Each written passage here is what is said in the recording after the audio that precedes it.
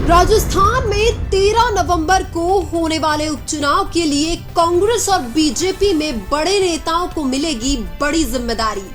उपचुनाव के लिए बीजेपी में डॉक्टर किरोड़ीलाल मीणा और कांग्रेस में सचिन पायलट होंगे गेम चेंजर। बीएपी के राजकुमार रोट और आरएलपी के हनुमान बेनीवाल भी उपचुनाव में कई सीटों पर बदल सकते हैं पासा। राजस्थान में 7 सीटों पर होने वाले उपचुनाव के लिए तारीखों का ऐलान हो चुका है। राजस्थान की 7 विधानसभा सीटों पर 13 नवंबर को मतदान और 23 नवंबर को उनका परिणाम आएगा। राजस्थान का उपचुनाव कांग्रेस और भाजपा दोनों पार्टियों के लिए बहुत ही अहम होने वाला है, क्योंकि अगर बीजेपी राजस्थान में उपचुनाव हारती है तो सीएम भजनलाल शर्मा पर सवाल खड़े किए जाएंगे। उधर कांग्रेस के लिए हरियाणा विधानसभा चुनाव हारने के बाद राजस्थान का विधानसभा चुनाव जीतना बहुत जरूरी हो गया है। लेकिन 7 विधानसभा सीटों के इस उपचुनाव में भारतीय जनता पार्टी ज्यादातर सीटों पर मुश्किल में दिखाई दे रही है। इसलिए भाजपा अपने सबसे सक्रिय नेता डॉक्टर किरोड़ीलाल मीणा को उपचुनाव में बड़ी जिम्मेदारी दे सकती है।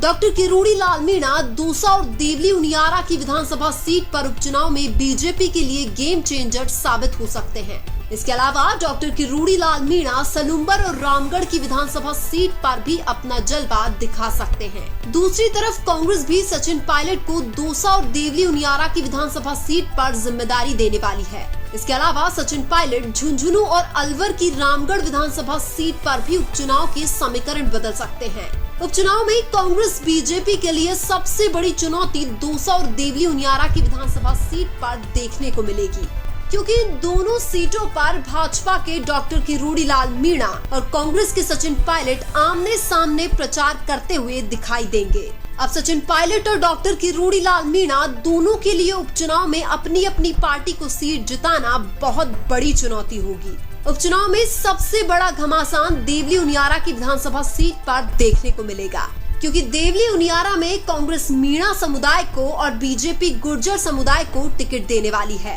अब देखने वाली बात यह है कि देवली उनियारा में किरोड़ीलाल मीणा किस प्रकार से मीणाओं के वोट बीजेपी को दिलवाते हैं, और दूसरी तरफ यह भी देखने वाली बात है कि सचिन पायलट किस प्रकार से गुर्जरों के वोट कांग्रेस को दिलाने वाले हैं।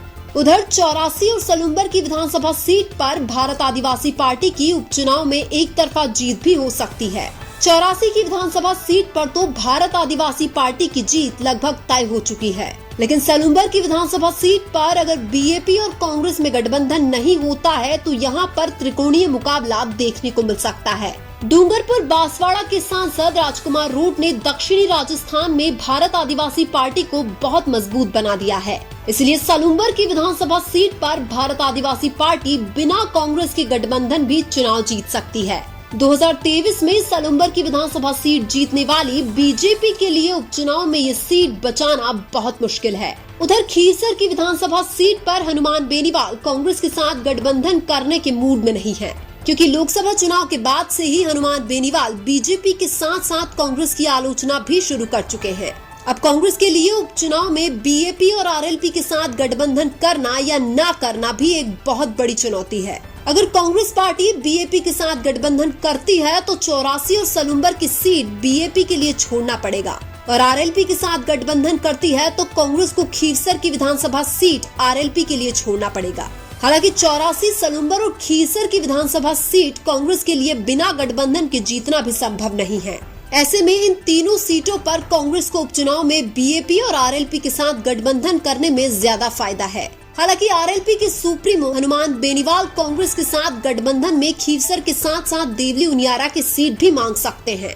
हालांकि कांग्रेस पार्टी गठबंधन में आरएलपी को किसी भी हालत में देवली उनियारा की सीट नहीं देने वाली है। अगर कांग्रेस पार्टी उपचुनाव में बीएपी और आरएलपी के साथ गठबंधन नहीं करती है तो इसका सीधा फायदा बीजेपी को होने वाला है। इसलिए बीजेपी चाहेगी कि कांग्रेस सभी 7 विधानसभा सीटों पर बिना गठबंधन के ही चुनाव लड़े। हालांकि बीजेपी का उपचुनाव में कभी भी रिकॉर्ड अच्छा नहीं रहा है, क्योंकि ज्यादातर उपचुनाव बीजेपी हार जाती है, और कुछ राजनीतिक विश्लेषकों का कहना है कि इस बार भी राजस्थान के उपचुनाव की सभी 7 सीटों पर बीजेपी हार रही है। हालांकि हाल ही में हरियाणा विधानसभा चुनाव में कांग्रेस की हार के बाद राजस्थान का उपचुनाव कांग्रेस सीरियस ले रही है।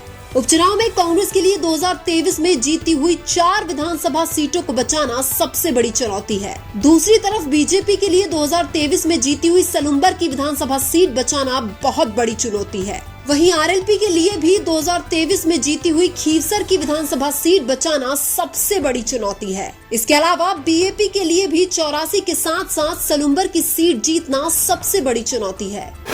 लेकिन आपको क्या लगता है, राजस्थान के उपचुनाव में कौन सी सीट पर कौन सी पार्टी का पलड़ा भारी रहेगा? कमेंट करके जरूर बताइए। वीडियो अच्छा लगा तो लाइक कीजिए और हमारे चैनल मीणा की आवाज को सब्सक्राइब कीजिए। धन्यवाद।